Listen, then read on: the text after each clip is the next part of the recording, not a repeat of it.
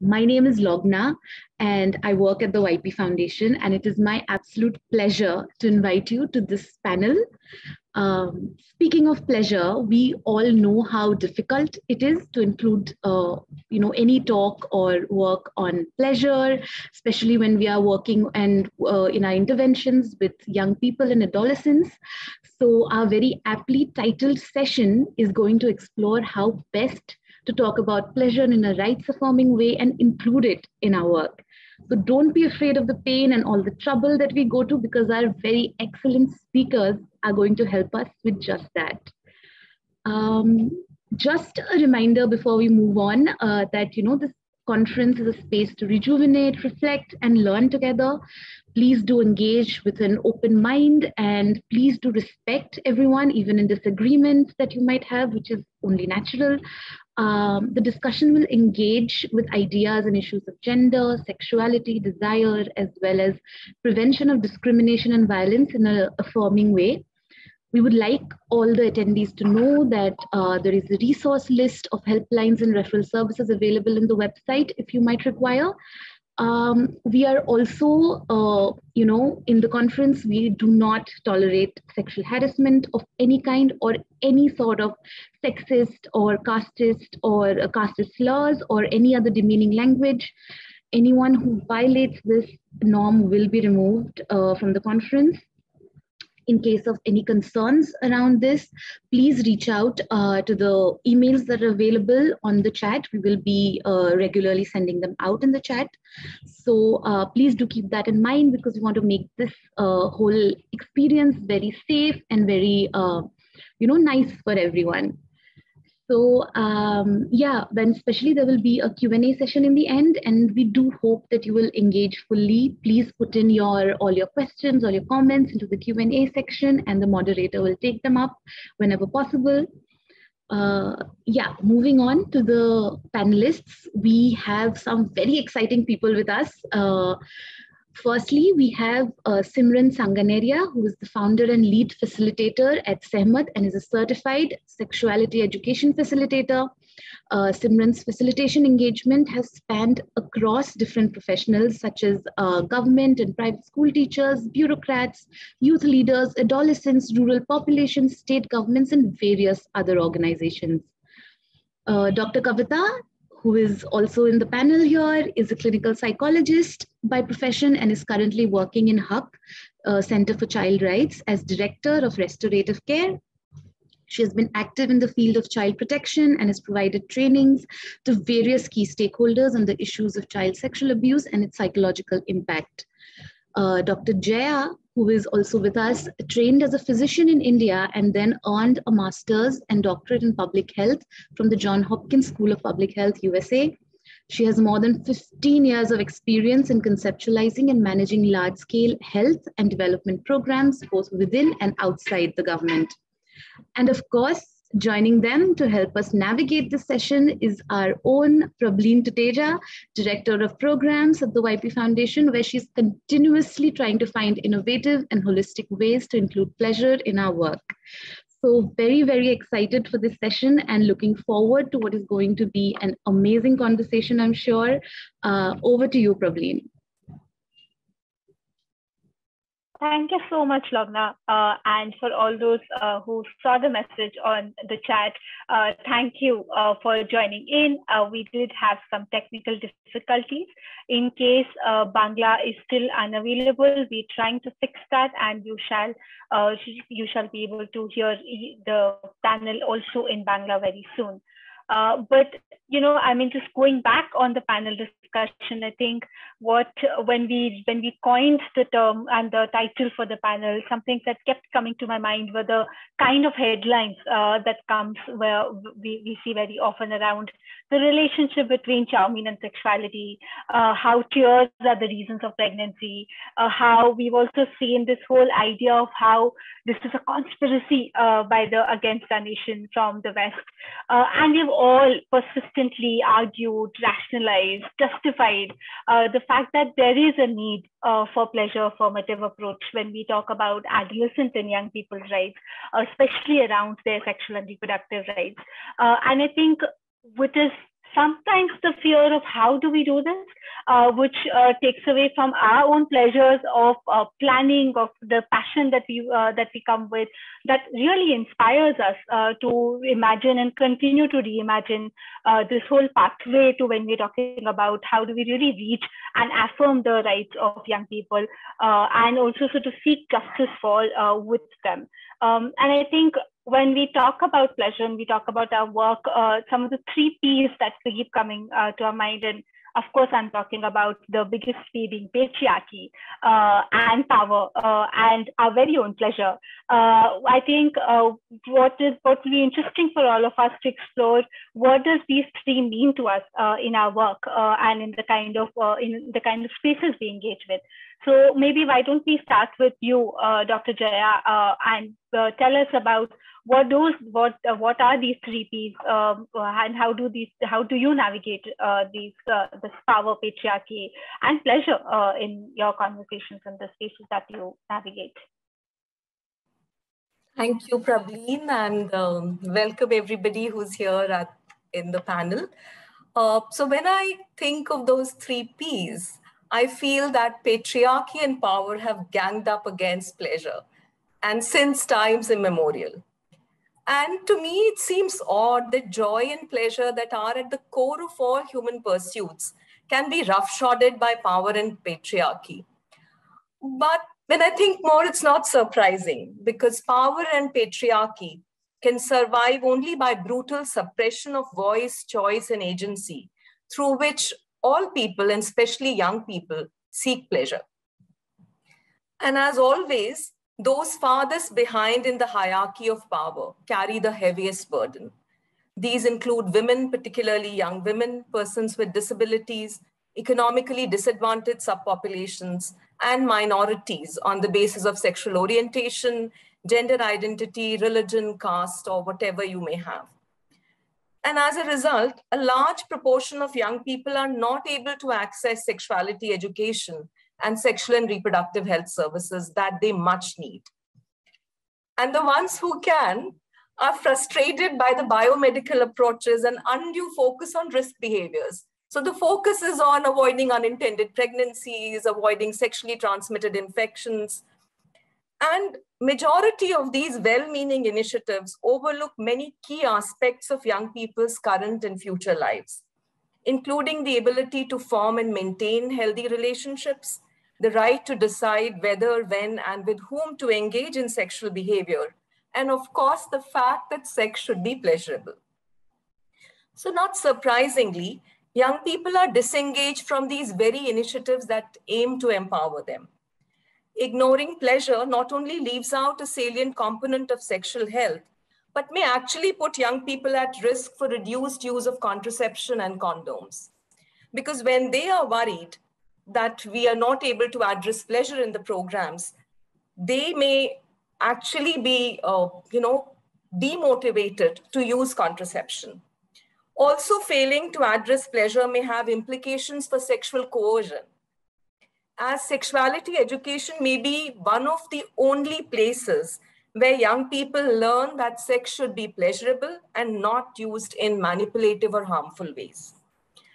And unfortunately, this is a universal trend across the globe, perhaps maybe just a few countries as an exception.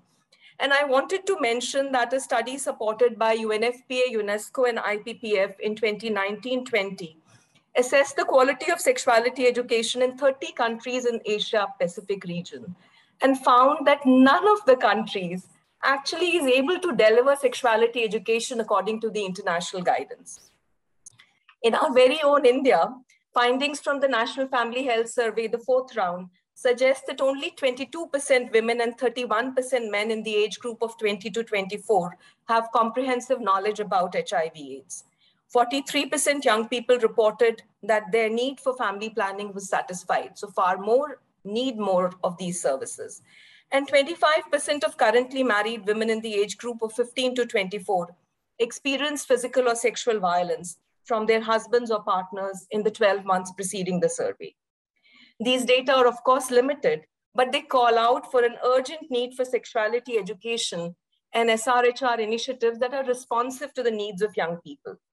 It is critical that we continue to question, challenge the risk reduction approaches so that joy and pleasure find rightful place in the lives of young people and they are able to enjoy their sexuality in a way that is safe, consensual, and healthy. Thanks, Prabhleen. Thank you, Dr. Jaya, and thank you for also connecting the kind of studies that we've had in terms of what is the status in India specifically. But what do you think, Dr. Kavita, how have the 3 Ps disturbed you and the work that you do? Thank you, Prabhleen. Am I audible? Yeah, thank you. So yeah, so when I think about patriarchy and power and pleasure, I think there is not much space for pleasure in patriarchy and power. I believe in that. But yeah, over the years, I would feel this is not only about the pleasure, I would say, or the patriarchy. The patriarchy has its own ways and on ways of looking at the things, and especially when we are talking about the children. So they don't have the right also to decide on a very small things. It's not only about exercising their power for sexual and reproductive health. For example, what they want to study, what they want, where they want to get married to. So these are also the power which they want to keep it to themselves, and it is for both. It is equally disturbing for both the girls and the boys also. And when we looked into the aspect of sexual health and sexual reproduction and health, so the patriarchy is like, it becomes a matter of power for them. So as long as they control the issue, it is okay. But when they do not have the power exercised on the children, then it becomes a very it's a battle between both the generations, I would say, battle between. But over the years, if you look into it, it cannot be just seen as a black and white area. It has a gray area. So we need to really focus on that. Over the years, when you look at the last 10 years, the sexual behavior and the definition of the sexual behavior and the abuses of the sexual behavior has also evolved, even in the legislations also. 10 years back, the idea was that children are not being abused. Children are not being abused sexually also. So especially when the adolescent who claimed that they have been facing abuse, so the mindset was that, oh, she or he might be in a sexual relationship, or that is why the person is, now accusing the other person of being abused. But the court does not take this stand, thankfully. But on the other hand, it's again, the court will not work in a gray area. Okay, at some point there could be consent, and there's other points there is no consent. So on if you look at the darker side, it's that the court does not believe on the assumption that the girl might be having a boyfriend, or the boy was in a relationship or not in a relationship, and that is why he or she is being framed against a case. But on the other hand, the court takes a stand, the child cannot give consent for any kind of a sexual activity till the 18 years of age.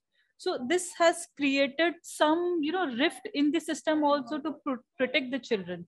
So now children who are exercising their power, who are exercising their choices of having a consensual relationship, it is not recognized by the court. This is at the one stand, and the other hand, we cannot be shying away from the fact that the children or adolescents are being groomed to be in a relationship. So when in my work, what I have seen, where the child is only 16, 17 years old, and she is giving consent to a 40-year-old man for a sexual relationship and defending that person. He knows she is in a love relationship, but that 40-year-old man is married, he has children also, and then the girl still likes. I understand from where it is coming from. So we really need to look into these aspects also before we include, and before we talk about having any kind of a pleasure principle in there. So we need to have that kind of a safety which needs to be given to the children, where they have to understand the pleasure, they have the right to give consent, they have the right to to choices also. But there could be people who might manipulate them. So that's where the equations become more difficult for the courts, also for the people who are working on implementing a POCSO law, which has broadened the definition of the sexual abuse in the context of children also, and also have given safety, not only to the girls, but also to the boys, which was not there till about the POXO Act was not implemented or was not introduced. There was no immunity to the boys, or there was no such recognition that the boys can also be abused by a boy also, by a girl also, or anyone. So this is again, in terms of, I would say, there is a progress in this area. There is now this belief that the children can be abused, but again, there is no immunity. There is no immunity in the system for the children who exercise their power of choice. So yes, we need for this, we cannot just look into the legislation for this, but there should be a social reformation in this. There needs to be more awareness. There should be more education to not just the children, but also to their parents, and also to the people who work and stakeholders who work for the children, on accepting that the children will exercise their choices when it comes to their sexual health, when it comes to their sexual reproduction or their choices. But this acceptance, unless there is this acceptance, it will be very difficult to bring pleasure into the whole aspect also. And also because there is not much data like this. Like I'm very glad that we are having this conversation today, and we're trying to create some data on that, because if you go to the data, there is not such data also. Like when in my cases, when I receive cases where the children say, okay, we gave consent for sexual relationship because the boy said that he will marry the girl, but then he's now denying. So there is no such data. Where are you coming from? Is there consensual relationship based on any kind of a manipulation, or it is really a consensual and both are really ready to marry, but the parents are not agreeing and they have filed a case under POXO against the boy? So there is not much data on such aspects also, and this is the time that we should now start talking about the data and create research-based evidences to show that because of this black and white area of the law, it's actually hampering this adolescent, and leading them into a more vicious cycle of violence. So yeah, it is important that we really need to create such data and bring about a social reformation, and then look into some aspect of the legislation, but not rely entirely on the legislation to give you a solution for an issue which is more social in nature. So this is what I have to say. And I think we keep saying that the children are the future, but I would say they are the citizens. And if their present is not secure, there wouldn't be any future then. So thank you. Thank you, Dr. Kavita. And I know a lot of adolescents and young people often hear this whole argument about them being future, them being the demographic dividend. But is the ecosystem really prepared for the kind of choices that you were talking about? And I'm absolutely agreeing on the fact that there is a gray, like, for example, also the fact that there is no binary when we talk about pleasure and we talk about sexual relationships and choices. And I think we will come back to you on the fault lines when it comes to the justice system for sure, in how do they even imagine the choices that young people make. But before that, let's go to Simran and hear from Simran. I know that I'm sure you have a lot to say about patriarchy, power, but tell us a little about how pleasure has actually been one of your center stages when you talk with adolescents, and how is that interaction been? Thank you, Prabhleen, and thank you, Jaya and Kavita as well, for setting the context about these three words: pleasure, power, patriarchy. The moment I heard these three words together, pleasure somehow was this bigger circle in my mind, and power and patriarchy were around there, because in my experience, I have focused so much on pleasure. I feel like that the power of pleasure is so much more in my experience than that of power itself and patriarchy. Before I share any further, I just want to share a few things with all of you who are listening to me right now today. There might be a few things that something in my language which might not be inclusive, but I am learning, and I'm going to try to make the conversation, make my pronouns and the usage of gender more inclusive. So pardon me for that. Also, the pronouns that I use are she, he, they, anything can be used for me. I'm very comfortable with that. I'm still exploring my gender identity. So that is where I'm coming from. Going back to the question about pleasure, power, and patriarchy. So I've realized that whenever I am in a session where I am holding a workshop with adolescents and we are talking about sexuality education, as soon as the topic of pleasure comes in, so comes a lot of jokes about how dirty jokes, people must have called them, or non-veg jokes about sexuality. These are the terms that people might have used. They come into the picture. And somehow in those jokes, the patriarchy isn't that visible. Somehow that has flipped over. And now I've heard such jokes where people might say that outside into the world, the man must have been powerful, but in the bedroom, the woman is the one who has the power. So there's a lot of conversation about how, when it comes to pleasure, does it actually strengthen patriarchy? Does it strengthen power play, or is it the opposite?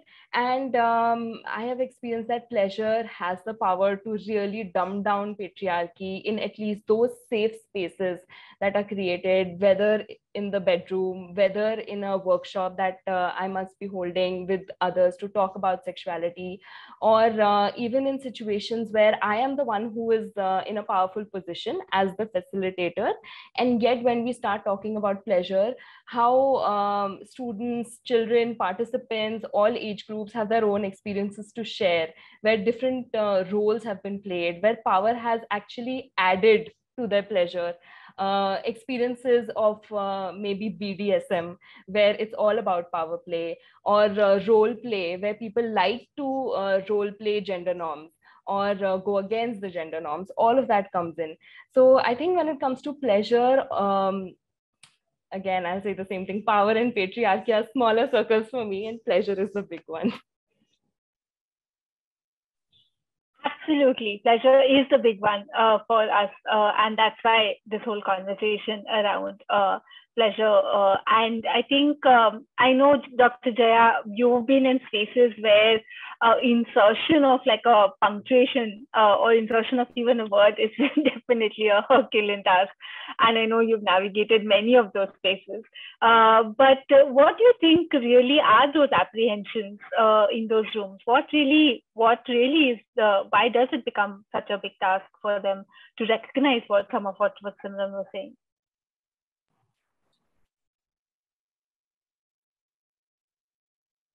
Dr. Jaya, you're on mute. When I reflect on my experience, I feel that apprehensions probably stem from three or four broad categories. And I'm going to so there are these people, because where does apprehension come from? It's people.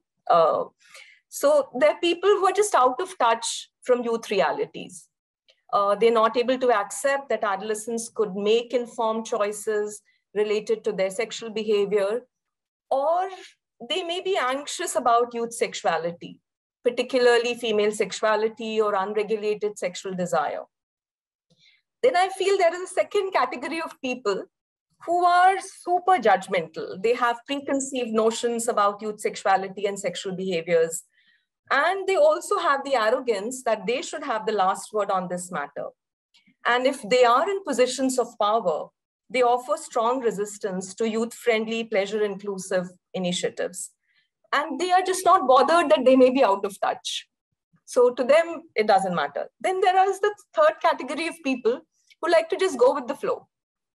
They will toe the line, whatever it may be, and they will not take any risk in the interest of youth-responsive programming, but they will not offer resistance if the environment sort of allows for more pleasure-inclusive, rights-positive framing. And then at the end is political will and leadership and commitment towards initiatives to advance youth health and well-being. I mean, this is the panorama in which these three categories of people play out. And so I want to sort of talk a little bit about each category. So the first one, who are genuinely out of touch, or maybe they're genuinely afraid. Let's give them the benefit of doubt. And these are the kind of people who may prefer limiting the content or measurement for fear of backlash. And this group can be convinced by evidence-based advocacy, setting up participatory processes that include diverse stakeholders. And if we could provide them evidence from the field, conversations with young people and practitioners, document youth voices on what do they expect from sexuality education and sexual reproductive health programs, it would make a difference to them. And some of them could be converted into champions of youth choice. But I want to share an example here. So way back in 2009, we were trying to recast the adolescents education program curriculum. That is the adapted version of comprehensive sexuality education in India after the ban. And at that point, the Delhi High Court there was a judgment where the same-sex relationships among consenting adults were decriminalized. And some of us just wanted to include a discussion around the core tenets of the Indian Constitution on inclusiveness and equality, but it was not allowed for fear of backlash, and to say that, the entire program could be shelved with just this one case study. It was an unreal fear. But in that environment, it was really hard to counter it with evidence or data. And so we did not include. But I want to tell you that in that round of curricular revision, we did make progress from abstinence to mainstreaming gender, challenging gender-based discrimination, including issues of violence, elaborate discussions on changes during adolescence and being comfortable with them, and a positive approach towards sexuality, which for us was a big step forward, even if we were not quite there. Then about the second group of people, who are super judgmental and super arrogant. They know it all. It's hard to convince this group, I can tell you from experience, unless someone with greater authority in their frame is a youth advocate, and they can overrule them. So they only understand that, an order from this side or an order from that side. So when possible, try to circumvent them. When not possible, the other thing that we've tried to do is to appeal to them through a modern outlook or cool image kind of perspective, and do that in public forums. These people are very image conscious, and this can get us through a little bit. And the third group of people who go with the flow, I think political interest and their bosses guide their decision-making. So the way to convince them is to convince their bosses. They do not have a strong stand. So, and I think lack of political will, leadership, and commitment has a lot to do with what goes into the curricula, even if it's not visible across discussion tables when these curricula are being drafted. And for example, when the adolescents education program was banned in 2006, 7, 8, in 12 states across the country, the pretext was that certain visuals were objectionable. But those visuals related to human anatomy and reproductive anatomy have been in biology textbooks for years. And really, if that was the problem, or a specific section was a problem, that could have been taken off. There was no need to ban the program. So we need to recognize that this runs deeper. It may seem like, so what comes across and what is actually operating. So I think a good scanning of the environment, knowing who you're dealing with, trying to win people over as champions, bringing young people's voices center stage, and gathering support for your work really helps in moving the needle forward. Thank you, Dr. Jaya, and thank you for some of the very interesting ways of how you've navigated, and definitely keeping a note of how we should be navigating and interacting in these spaces. And there are a lot of questions that are also coming. We will come back to all audiences and try and respond to some of these questions. But Simran, I know that in your work across adolescent and young people, you've approached the work around comprehensive sexuality education from a positive approach. So how has that been for the young people you've interacted with directly? What has changed with them and in their lives? So a lot of things, a lot of experiences have come my way where because we were able to create a safe space during the workshop, we were being able to have a pleasure positive approach, use language which was enabling them, giving them vocabulary to speak of pleasure. Uh, a lot of experiences started coming out, like there will be participants who will start talking about masturbation. And a lot of times when we think about pleasure, the idea is that, is this pleasure with someone else? Is this sexual interaction with someone else? And if that is the case, adolescents don't have they are not consented to give consent. Like according to the legal system, below 18, they don't have the age of consent for sexual interactions. But masturbation is something where they are doing self pleasure, where they're experiencing pleasure. And do we talk about pleasure then in that perspective? Is that safe enough? And then when we start using language, so in Hindi, if I'm doing a Hindi workshop, the word for masturbation is hast maithun. And it doesn't just click with the adolescents. It will not click. And in fact, that word then becomes something to hook onto and make fun about pleasure. But if we start asking them themselves that what is pleasure, what do you experience as pleasure, what have you experienced as desire, and then stories start coming in, children might even share stories of experiences with their parents which are pleasurable and not sexually pleasurable. For example, somebody who is going out for shopping, and they are looking at clothes to buy. And if the parents put a restrictive lens on them that you are a female and you need to buy clothes which are like frocks and pink dresses, or why don't you buy a headband or something, that is limiting the child to understanding pleasure in that particular way. But what if the child is let alone free in the shopping mall and they go around, they pick up whatever they want? Isn't that a pleasurable activity?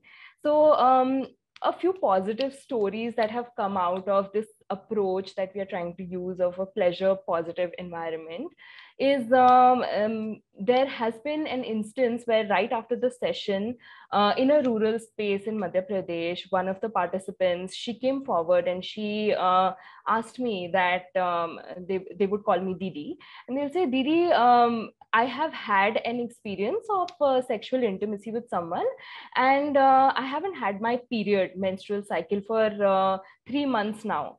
I've also taken the abortion pill and the period is still not coming. So there is like a quick jump. There's so many questions in my mind. Was it consensual? Was it, were you seeking pleasure? What is it that you were seeking? Do your parents know?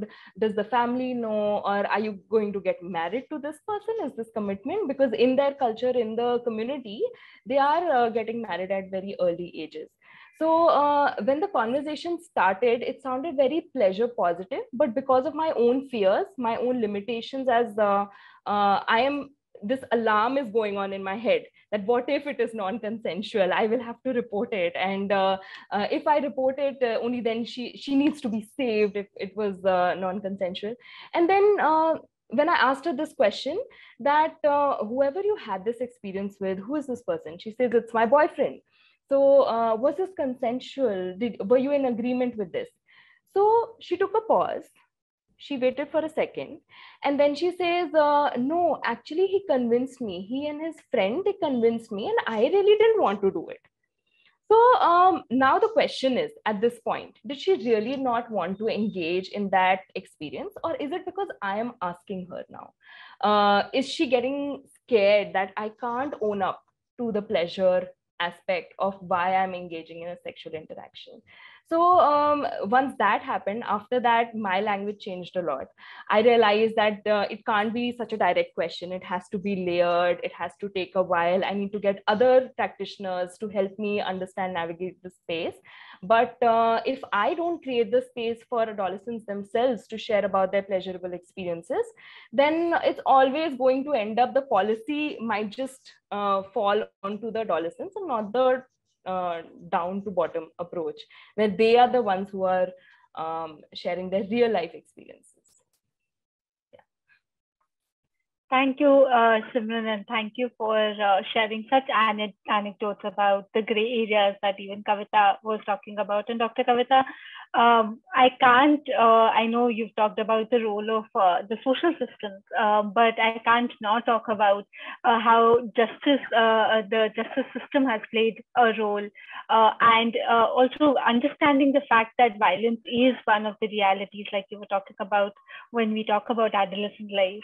But are there really some fault lines within the justice system that one needs to be advocating and understanding when we talk about adolescent rights, because they're clearly coming in the way of young people's rights. And what do you think are those fault lines there? Yeah, thank you. Yeah, I would say there are certain limitations in the law. Like I said earlier, also the law does not function in gray areas. For law, it is things either black or it's white. If you look at the kind of work that we do on most of the cases, if I give you a little bit of data from May onwards till August, or say, so I received like 100 cases of child sexual abuse where the POXO has been leveled on the accused. But when you analyze each of this data, you find that there are cases like 80 cases where the children has said they either eloped with the man they liked, or they were in a romantic relationship. And if you look at the thing, in all those cases, the person who has made a complaint are the parents. Okay, they are the ones who made the complaint by forcing the child, by forcing the girl to level charges against it. So once it is reported, then the system activates. So because the system has to work as per the law, there cannot be any action which can go beyond the law. In most of the cases, it turns down into acquittal for obvious reason, because the child again goes to the court and say there was a consent in that. But the court cannot close the case just saying that it was a consent, because in the law there is no option for consent for the children here.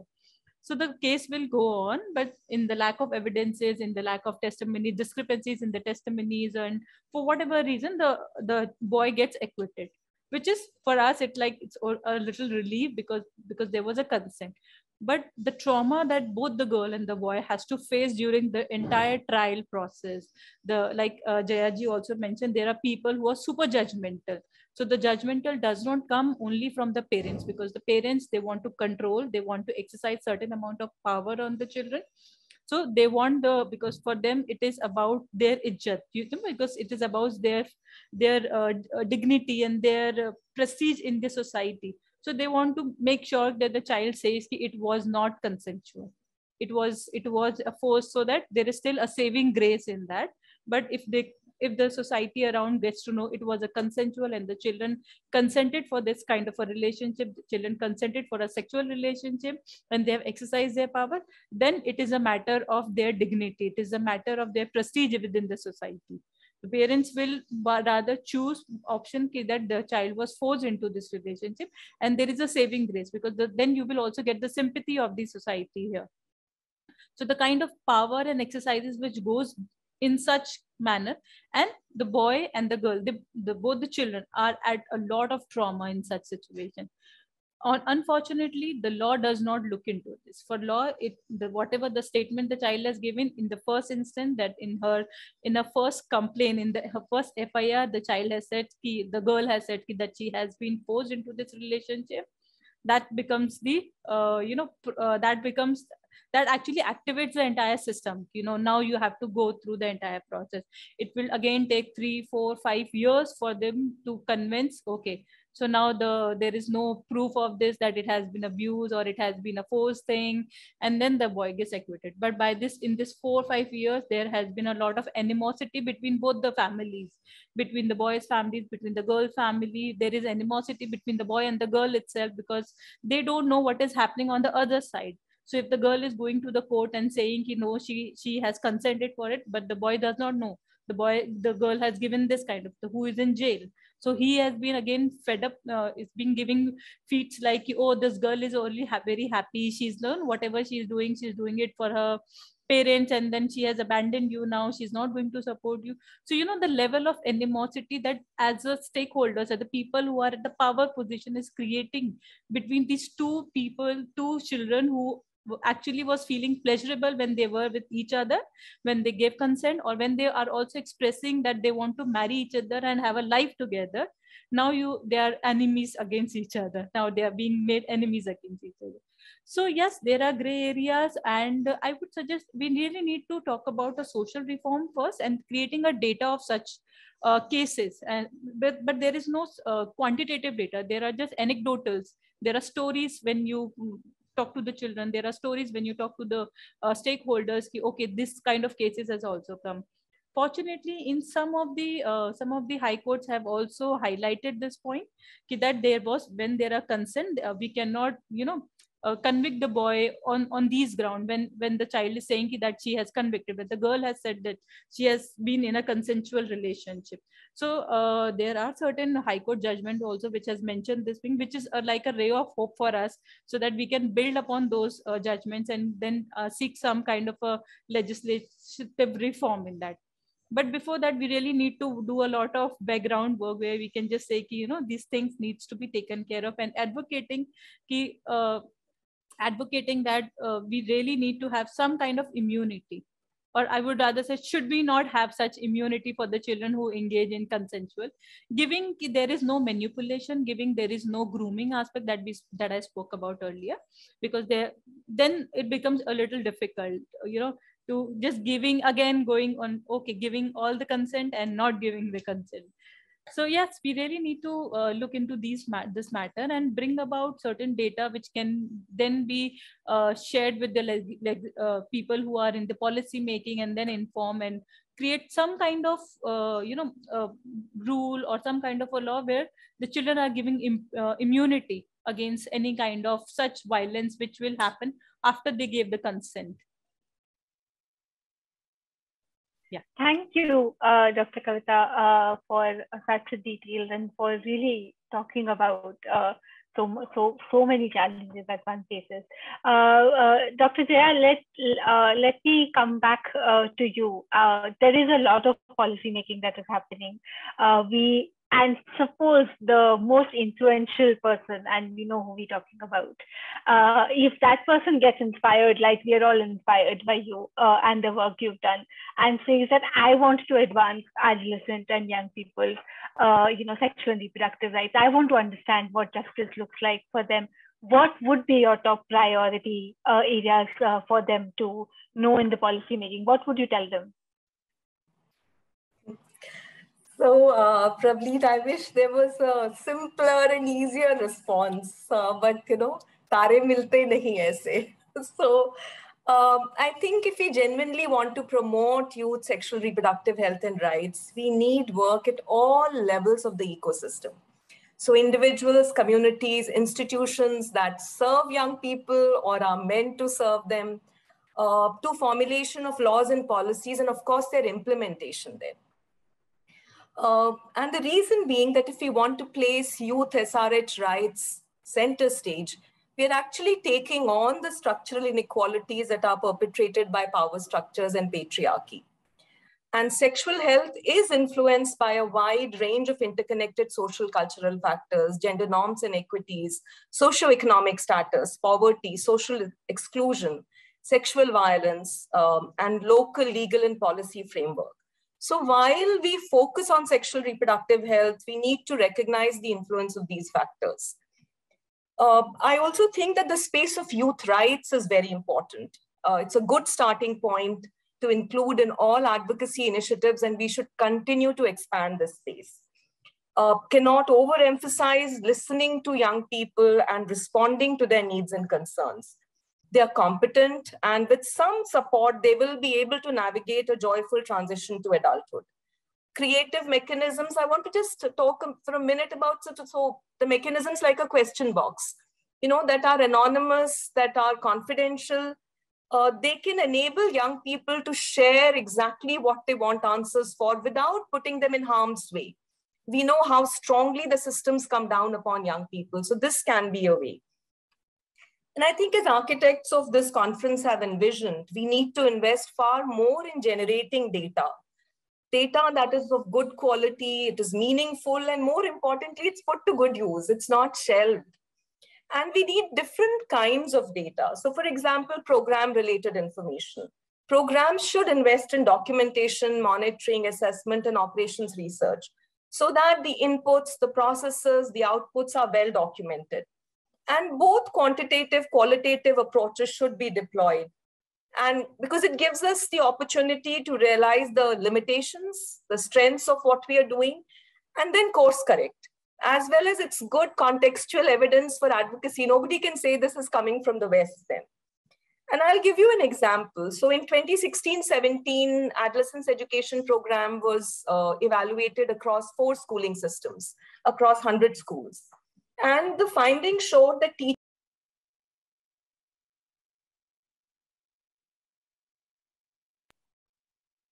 consistently reported higher coverage of themes in comparison to the students. So essentially, teachers may have covered the topics, but they were not covering it in a manner that was meaningful to young people or answering their queries. And see how dangerous this is, that the checkbox has been checked, but still young people do not have the answers. And of course, the questions were, themes were how pregnancy occurs, contraception, gender-based violence, forced sex, and gender diversity, some of the things that we want to convey through these kind of initiatives. So another finding was that less than 1/3 of students at grade 9, 10, so we're talking age 14, 15, knew the correct definition of menstruation after having been in this class for at least a year. And larger proportion of girls chose the option of dirty blood coming out of the body, telling us that social taboos persist despite scientific information being available. And we need a different kind of treatment to sort of deal with that. In another instance, findings from a qualitative appraisal of a mental health program showed that young people wanted that at least 2% of teachers were trained, sensitized as mentors, rather than the 2-teacher approach that we were trying to use. So just to say that some of these assessments, both quantitative, qualitative, can give us a lot of valuable evidence to course correct. Then, of course, we have these large population surveys like the National Family Health Survey. They still do not include 10 to 14, and that's an important gap. Also, perhaps we need more indicators on quality of education and services that young people are receiving, rather than just saying, did you get this? Did you get that? Because that is incomplete. And I think in this context, we have specialized data sets like the Udaya, which establish the levels, patterns, and trends in the situation of younger and older adolescents. Although this is limited to 2 states, but extremely meaningful data for a wide variety of stakeholders to incorporate in their work. And occasional polls, something that the youth poll that was done by C3 and many other partners, including the YP, they have an important place in mapping youth expectations from time to time, and we can calibrate whether we are meeting them or not. And of course, data dissemination and utilization is as important, if not more important, than data generation in moving this field forward. And we need far more collaboration. Of course, in the post-COVID world, and when we are talking about young people, it's important to leverage technology. As an enabler, we need to be mindful that it does not increase the digital divide. So use of hybrid approaches, preparing duty bearers at grassroots to use technologies, use of community radio, television, which is more easily accessible by everyone, could help in making the outreach more effective and possibly making the work processes for the grassroots workers efficient because they are super burdened. Also, I come from a systems perspective and I see no way forward without institutions strengthening ownership and accountability. And I'm not against demonstration projects. They are extremely useful, but it's important to engage with partners in the government early on so that the models that we want are built within the system and not created outside, incubated, and then brought in, because they're more likely to fail in that situation. It's very important to understand the working of a large system, the strengths it offers, what can be leveraged, the gaps, and how could we possibly plug them. Also, we need to recognize the specialness and uniqueness of youth-friendly education and services, and accordingly invest in capacities of teachers, educators, or health professionals with a focus on their mindset and attitudes. So capacity building effort should focus on those areas that service providers are struggling with. And what could we do? Could it be a refresher training? Could it be mentorship, better job aids? What would help? And that would keep the cadres motivated. Also, rather than setting up parallel mechanisms, we should definitely try to establish monitoring evaluation within the system, strengthen the system's monitoring, because that is going to stay.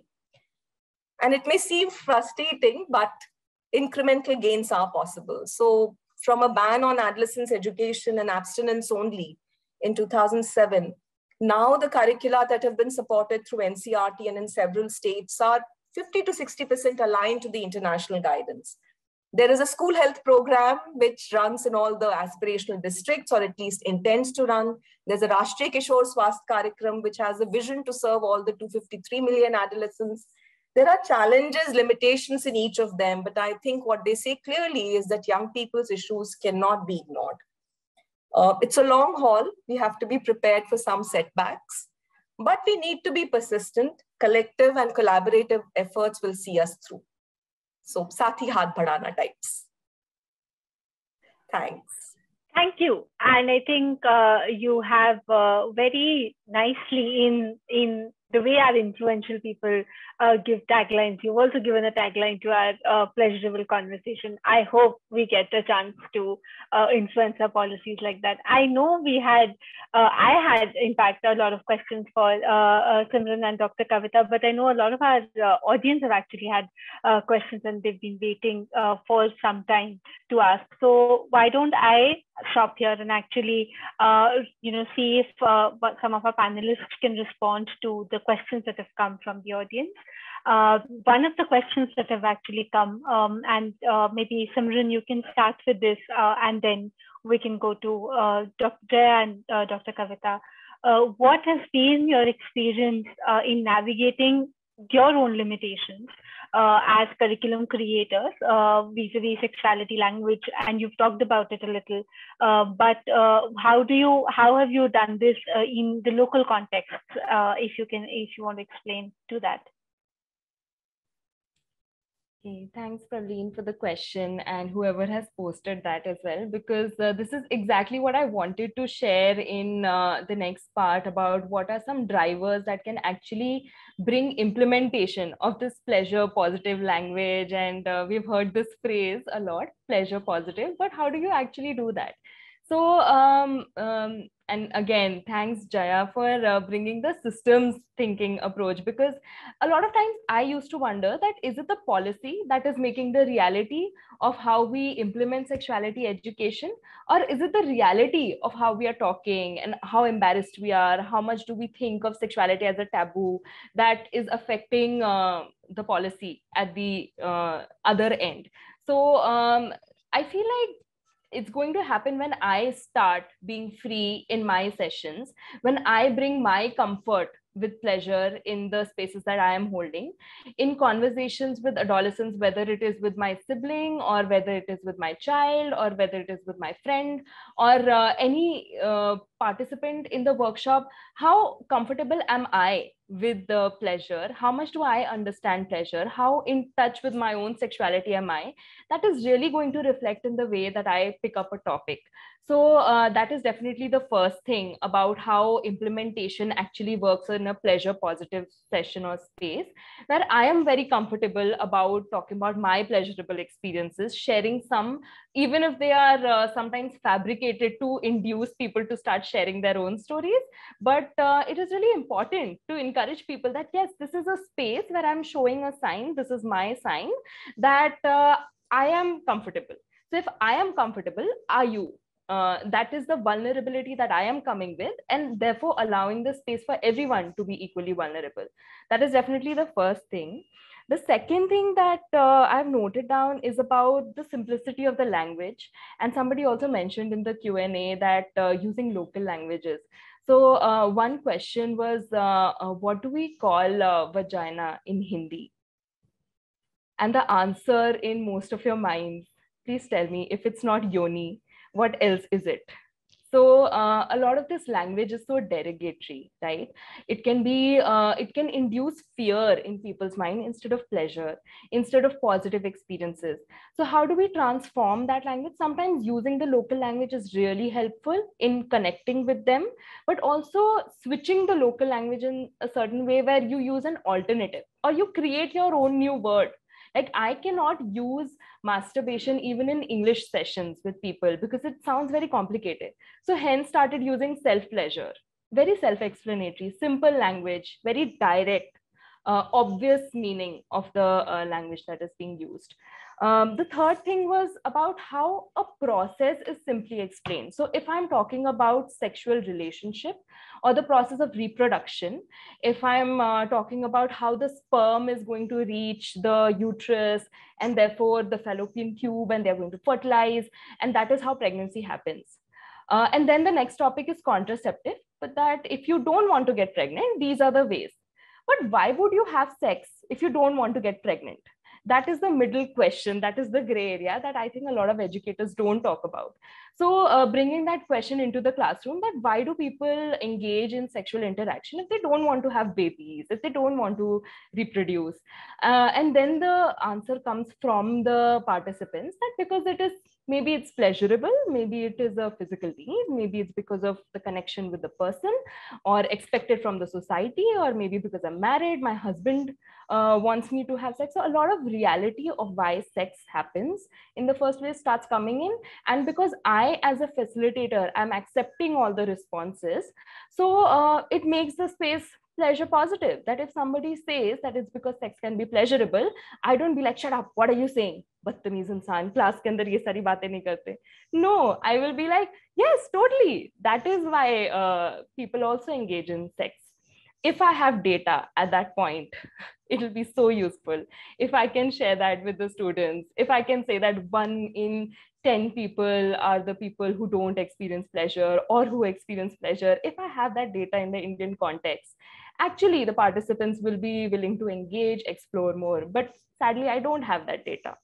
Another thing is curiosity. So this is the last point. I'm going to wrap up with this, that if a lot of times parents might say, other stakeholders who are co-planning with me, co-facilitating, they might say that if you talk so much about sexual pleasure, then don't you think the children will get curious to try out how this sexual interaction is?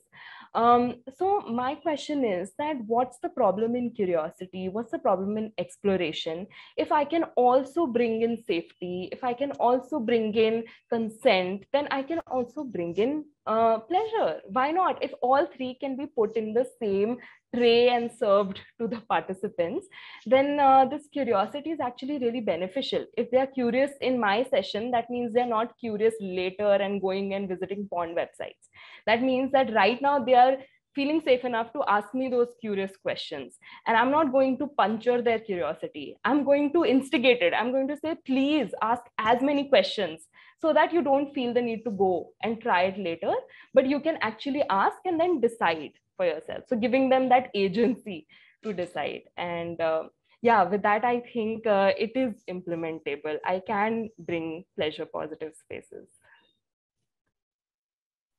Thank you, Simran, for talking about agency and decision-making power that adolescents and young people should have.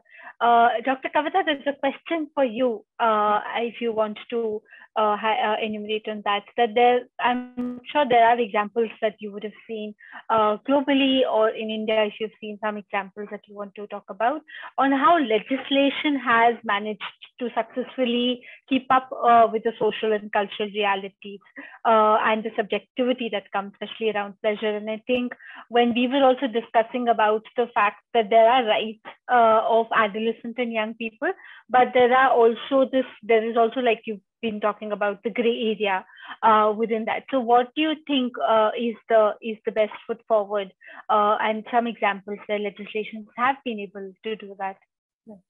So thank you, Prabhleen. Yeah, there are, like as I mentioned earlier, there are certain high court judgments which has acknowledged this thing that the children or adolescent has the right, and then on the basis of consensual, the accused person has been either acquitted or has been granted bail.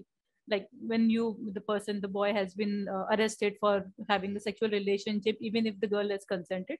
So this is like it's a starting point for us where we can just take out things and what has been given in the judgments and make it as a point of research work and find out more about the such what happens with the children, why they when they engage in such sexual activity. So this is one way. And in if it has come to the notice, then there are certain countries who has Romeo Juliet laws, if you have heard of such laws.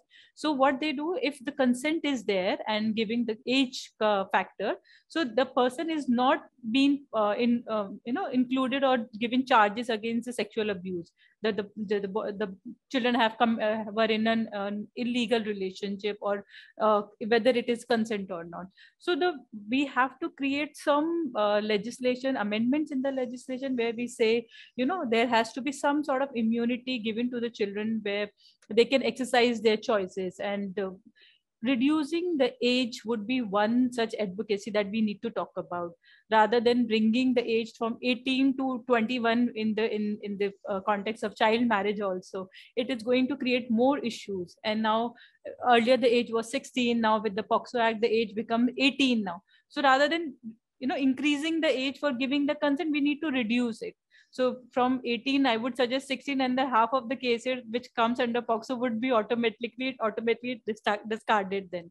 So it will also give them a lot of immunity. But yeah, we really need to advocate for this, because right now there doesn't seems to be any atmosphere of talking or reducing the age.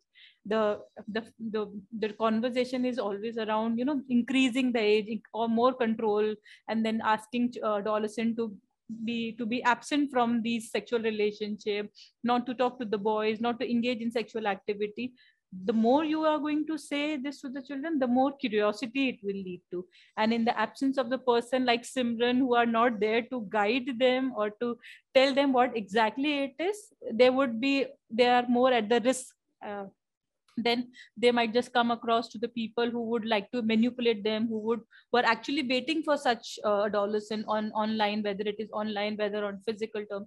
When they go and then they try to manipulate them, they try to instigate them to get into a behavior or abuse them. So if we don't talk about it, if we don't tell them or give them the sexual education, it is going to be like Simran has really beautifully put it, let the curiosity blossom, let the curiosity be instigated, so that they'll ask more questions, they talk about it. And it should start from the schools itself. I remember when I was in school, there was this whole chapter of reproduction, it was just skipped. And teacher said कि ये अपने आप पढ़ लेना, तुम आ जाएगा समझ में. And it doesn't come, because then with that question, with that chapter that you have to read on your own, there are 100 questions that comes to your mind. What will you do? You are obviously going to either talk to your peer group who have the same amount of information that you have, or you might land up talking to a person who can abuse you, who can manipulate you, or put you into a wrong path. So it's important that we start and advocating about the sex education within the school, and should be provided by trained sex educationists or by the trained teachers who can take up such queries and then guide them where you can get the information also. And as for the law, I said, yes, there needs to be some kind of immunity given. And there are certain countries who have this Romeo Juliet laws where the children are engaging in sexual behavior and they have been given immunity. So we need to build on those instances also. Thank you, Dr. Kavita. And I see a lot of people relating to that idea of that chapter getting missed. There are people who are still saying that the chapter was skipped in my school. Dr. Jaya, we also, we've talked about what you will tell the policymaker, but somebody has also asked from the audience is that what has really worked? If you have an example or an idea that really worked when you were engaging with, say, policymakers on sexuality around adolescents, what has worked? So I think some things that have worked are, one that I said, putting young people center stage. Having a broad dialogue without a firm stand to start with. So, I mean, it's important, even if there are certain principles, we have them in the mind, but we don't start with imposing them so that, it becomes us and them. The other piece that really helped us was to go around the country and, do regional workshops with students when we were working through the school system, their teachers. We gave them a basic orientation on the theme, and then they came up with the materials. Of course, they had to be refined and to come together as a resource material. But the starting point was their need. Things like question boxes, which put young people's needs, questions right there. So then they cannot say that, oh, but these are your questions. But no, these are the questions that young people are asking. I think this one approach has helped me personally. So it's been a journey to be more comfortable with my own sexuality. And I think there also I try to remember, who am I responding to? Who am I accountable to? And if that is clear, it's the young people. So then what do they need? And that helped me continue to make some incremental progress. And I think this helped. The other thing is that what you put things out in the public domain, don't be hesitant. So once we had the draft material ready, the NCERT material that came out in 2012, it was engaged with the government. So while I was with UNFPA, and while we led that process, supported that process, it was led by NCERT. So that kind of ownership from them. And then you have to find the champions somehow and work with them. So there was the joint secretary who was supportive and who said that, why don't we put this material up on NCERT website for a month?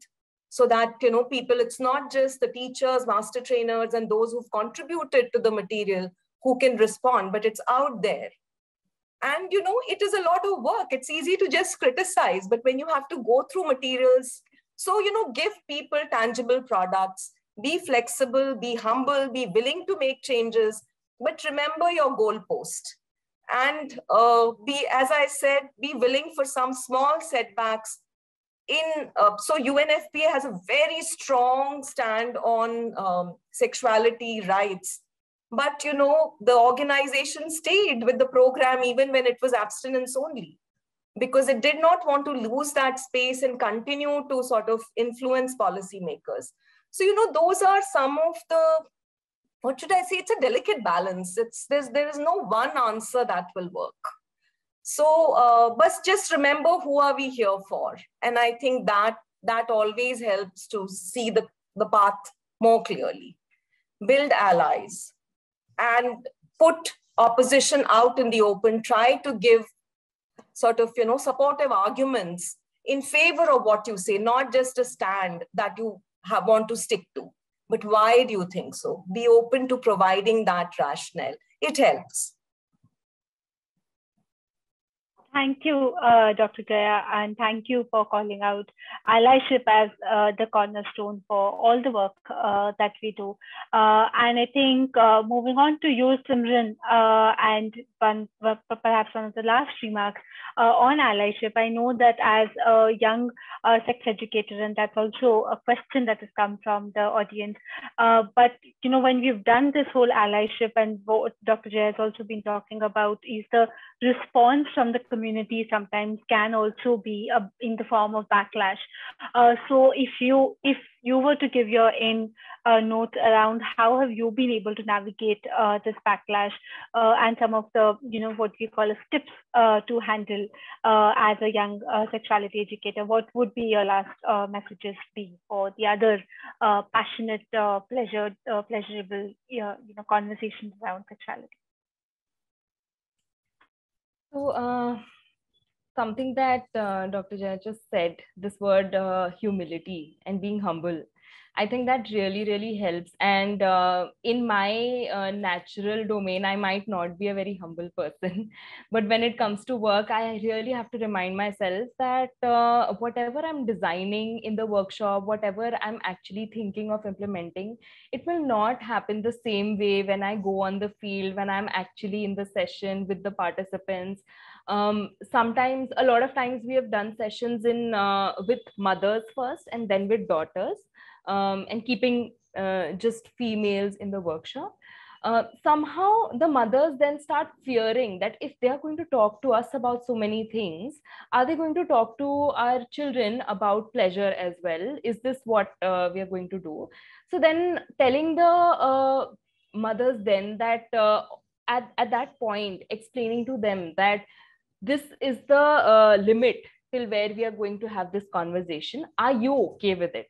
Making them part of the designing process. And there, so last month I was doing a project where back to back there were 16 workshops, 8 with mothers, 8 with adolescents. In 7 of these duos, the mothers were totally okay with the girls getting that information. But in one of these workshops, the girls themselves, they said that please don't tell us all of this, because once we go out of the session, maybe our parents will think that we have been given so much information, now we are not good girls anymore, or something like that. It was a different language. I'm not being able to relate it contextually. But in that situation, if at every point, if the participants are asked, are you ready for this information, or we are going to share something more, should we move ahead? That is the choice, again, the agency of the participants themselves, that helps in bringing them into the process of designing. There are times when people are not ready for it. So in one of these workshops, the girls were not ready to understand the male anatomy, and we skipped it. It's okay, I have designed it and it is really important, I know it in my mind, but on ground, if I am not letting them decide for themselves, then who am I to tell them what is important? Somewhere they are the ones who are going, if they are not curious enough, then let's not burden them with more information. That is also there. So that's the flip side. And yeah, I think that's what I want to bring to this space. Yeah. Thank you, Simran. And Dr. Kavita, last words from you. What would you say that the legal system can play a role here, and what would you call out for? So I think, like Jayaji said, we really need to bring into and have alliance with the different stakeholders. Like when you work with the police, when you work with the child welfare committees, juvenile justice board, and when you talk about the policy makers also, you really need to have a dialogue with them and share the such kind of a data and see how this whole concept of pleasurable is important for their own healthy growth for the children, so that they don't come up and think that the sex is something not just taboo, but it's also a bad thing. And they just see just pleasure as only as for reproductive purposes. Like someone has also asked this question here, only sex is the only pleasurable, but then there you need to also have a kind of relationship which is also pleasurable, and it comes, and with that relationship there are other pleasurable things which comes into play. So we really need to create a data on this and then have a discussion, and then also understand their point of view and their frame of reference, where do they come from. Like when I go and talk to a police, he has his own, madam बहुत सारे झूठे case आते हैं, आप क्यों आ जाते हो इन लोगों के साथ. When you go to the law is bind, the courts are bind with one set of, whatever is written in the law, we just do it. And in our legal language, we call it black letters of the law. You can't do anything about it. So these are the things which we really need to talk to them. We need to hold discussions about it and create an alliance, and then bring about the change, including a legislative change and also a social reform. Then only I think we can really bring into pleasure and power and patriarchy at one end, and not against each other. Thank you, and what a good circle to come back to where we started of the conversation. I know that there are a lot of questions, but I also know that the whole idea of this panel and the conference really is to really instigate some of these dialogues and really call out from this platform onwards the allyship that is required. Because I think what this panel is also saying is that we need to document and sort of start advocating for evidence-based work approach when we are talking about adolescent and young people having rights, and also recognizing that it is about the active citizenship of these adolescent and young people, because when they make choices, some of which to our minds might not seem right, but then who's going to decide what is right and what is wrong and why? So when we talk about adolescents and young people, and I think the call really is to break that binary and really move beyond and be aspirational on the rights of young people to make this and their lives more pleasurable, full of love and full of the choices that they want to make. Thank you so much to all the panelists here and to the audience for interacting and engaging in the conversation. Thank you. Thank you. Thank you. It was indeed a pleasure to have such kind of a conference, and where we can really open up about the things which still, think as a taboo. And I thank you to the YP Foundation for giving this opportunity.